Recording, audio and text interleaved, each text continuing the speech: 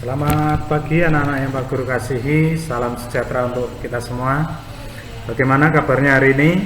Semuanya sehat? Puji Tuhan. Ya, anak-anak yang Pak Guru kasihi, pada pertemuan hari ini pelajaran IPS kita akan belajar tentang dampak globalisasi bagi kehidupan bangsa Indonesia.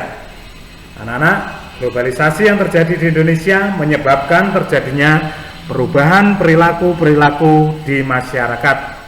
Perubahan perilaku tersebut ada yang bersifat positif, ada juga yang bersifat negatif. Berikut contoh perubahan-perubahan perilaku masyarakat akibat globalisasi. Kita akan menyimaknya satu persatu. Yang pertama anak-anak tentang gaya hidup. Dampak positif globalisasi pada gaya hidup masyarakat. Yang pertama, disiplin waktu. Disiplin waktu adalah sebagai tindakan mengerjakan apa yang harus kita kerjakan dengan tepat pada waktu yang telah ditentukan sebelumnya. Nah, anak-anak, gaya hidup disiplin waktu, bangsa Jepang dan negara-negara barat memiliki budaya disiplin. Globalisasi membuat masyarakat kita meniru budaya tersebut dengan memberi penghargaan lebih terhadap waktu yang dikenal sebagai istilah time is money, yang berarti waktu adalah uang. Di kantor-kantor pemerintahan maupun swasta diberlakukan absen digital menggunakan sidik jari atau sensor mata. Pegawai yang datang terlambat dianggap tidak disiplin dan akan dikenakan sanksi. Ya, itu contoh disiplin waktu. Nah, budaya terlambat harus kita hilangkan. Kita lihat juga bahwa kerja keras, disiplin waktu adalah ciri-ciri orang-orang yang akan menuai kesuksesan. Yaitu tadi anak-anak, gaya hidup dari dampak positif tentang disiplin waktu. Selanjutnya, penggunaan bahasa Inggris sebagai bahasa pergaulan atau bahasa pengantar sehari-hari di lingkungan masyarakat, di lingkungan keluarga, di lingkungan sekolah, ya. Penggunaan bahasa Inggris sederhana dalam kehidupan sehari-hari merupakan dampak dari globalisasi tentang gaya hidup. Kita bisa lihat contoh-contoh penggunaan bahasa Inggris sehari-hari dalam gambar berikut. Ya. Anak-anak, ada juga pengaruh negatif globalisasi gaya hidup, yaitu berupa sikap atau sifat konsumtif, ya, yaitu budaya hidup bergaya hidup mewah atau bersifat boros. Hal-hal yang tidak perlu dibeli, hal yang tidak menjadi kebutuhan hidup utama menjadi budaya yang harus diadakan sehingga menjadi sifat konsumtif. Ya, kita akan lihat video singkat pembelajaran tentang sikap konsumtif. Mau belanja tapi males keluar rumah. Nanti kena macet, buang waktu, panas lagi cuacanya. Tapi di zaman teknologi gini gak usah ribet, kan bisa online. Pakai aja gadget yang aku punya. Tinggal klik ini, klik itu, langsung banyak pilihannya. Barang langsung diantar tanpa perlu repot. Yeay, barangku sudah sampai. Kali ini barang apa ya yang sampai? Coba buka-buka dulu paketnya. Paketku udah banyak banget nih di kamar. Wah, belanja online mudah ya. Hanya tinggal memilih saja apa yang disukai, lalu bayar melalui transfer.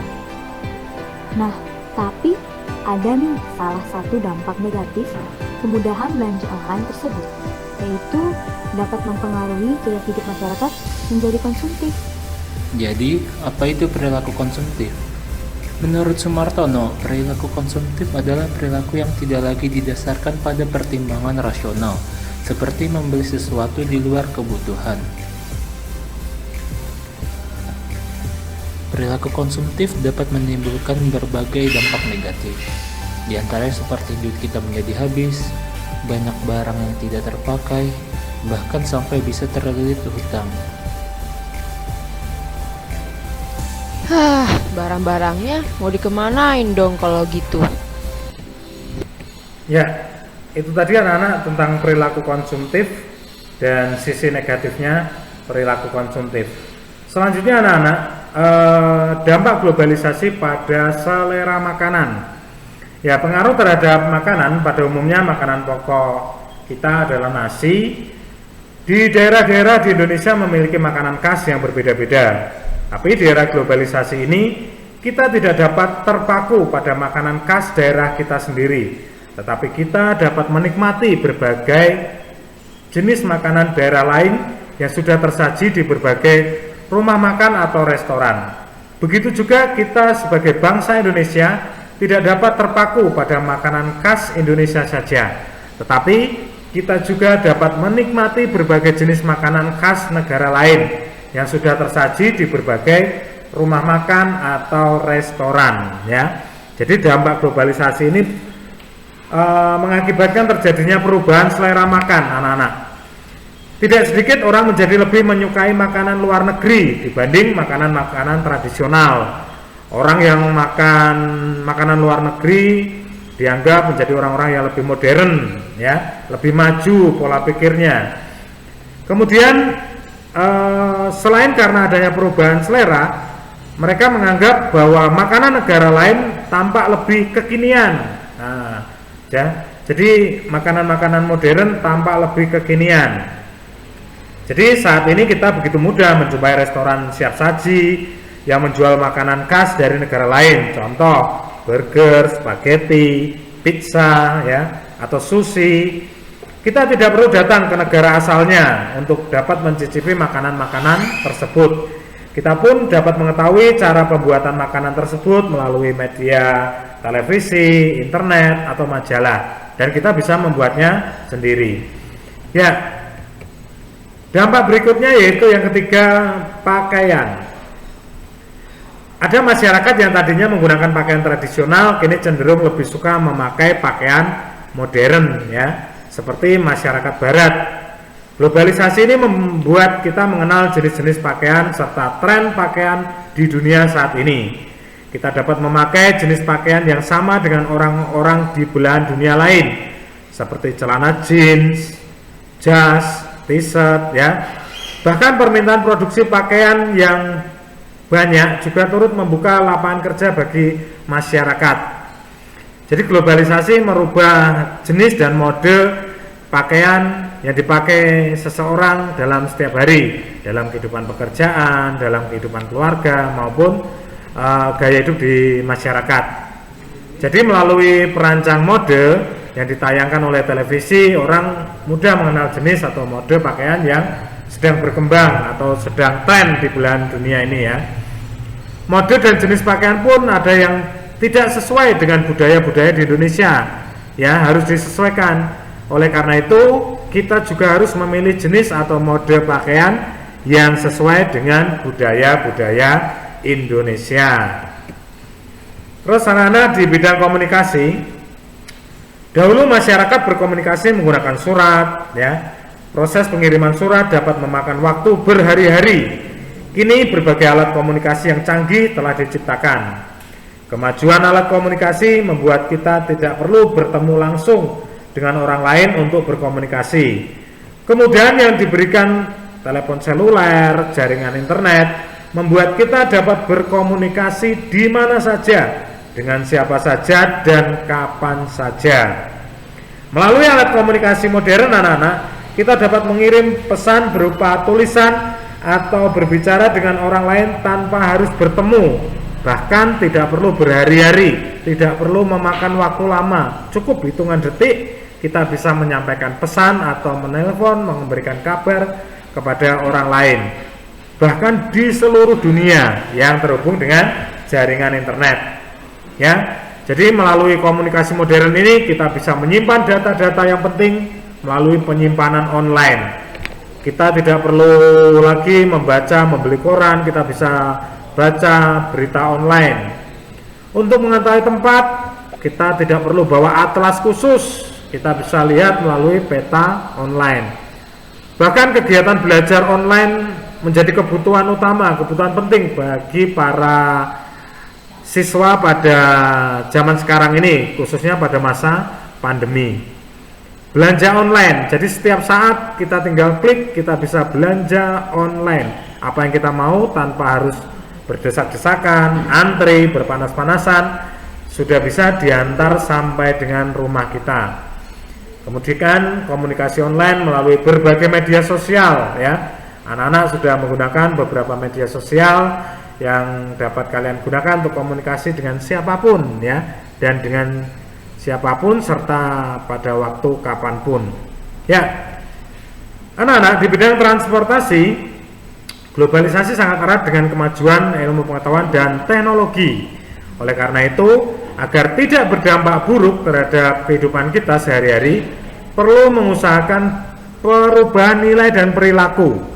Adapun perilaku tersebut antara lain ya, kita harus terbuka terhadap inovasi atau perubahan. Contoh, dulu kita ojek manual, sekarang kita bisa ojek online. Kemudian berorientasi pada masa depan daripada masa lampau. Memanfaatkan dampak positif globalisasi dengan sebaik mungkin. Memilah hal-hal positif yang diberikan oleh globalisasi. Nah, anak-anak, kita lihat pada gambar-gambar perubahan-perubahan alat transportasi dari tradisional hingga ke modern pada slide ini ya. Jadi selain memiliki dampak positif alat-alat transportasi modern, dampak-dampak negatif kemajuan transportasi modern juga semakin banyak warga memiliki kendaraan pribadi menyebabkan jalan raya di kota-kota besar semakin macet. Kemacetan ini belum juga menimbulkan ya kecelakaan lalu lintas, kemudian polusi udara. Jadi banyak di kota-kota besar udaranya sudah menjadi tidak sehat lagi. Jadi melalui perubahan globalisasi yang begitu cepat ini, kita dituntut untuk memilih hal-hal positif dalam menyikapi perubahan yang begitu cepat. Ya, anak-anak, itu materi untuk hari ini. Setelah anak-anak menyimak materi demi materi di atas, kita akan menjawab tugas-tugas IPS pada pembelajaran hari ini. Yang pertama, mengapa kita harus membudayakan gaya hidup disiplin waktu? Kalian jelaskan alasan apa kita harus disiplin waktu ya. Yang kedua, berilah contoh dampak negatif gaya hidup akibat globalisasi.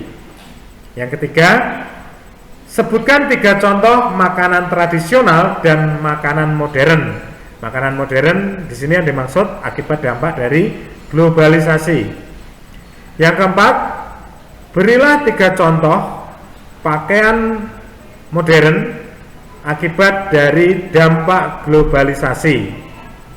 Yang terakhir, tuliskan 3 dampak negatif transportasi modern. Ya, itulah tugas pembelajaran IPS pada hari ini. Anak-anak kerjakan dengan baik. Ingat, kita tadi sudah belajar tentang disiplin waktu ya. Jadi siapa yang mau sukses harus disiplin waktu kuncinya ya. Nilai positif pada pembelajaran hari ini penekanannya pada disiplin penggunaan waktu, khususnya pada pembelajaran jarak jauh ini. Anak-anak manfaatkan waktu sebaik-baiknya. Selamat mengerjakan tugas IPS hari ini. Salam semangat, salam untuk keluarga di rumah. Tetap mengerjakan tugas-tugas kalian di rumah, membantu orang tua di rumah ya. Demikian pembelajaran kita hari ini, sampai bertemu pada pembelajaran berikutnya. Tuhan memberkati.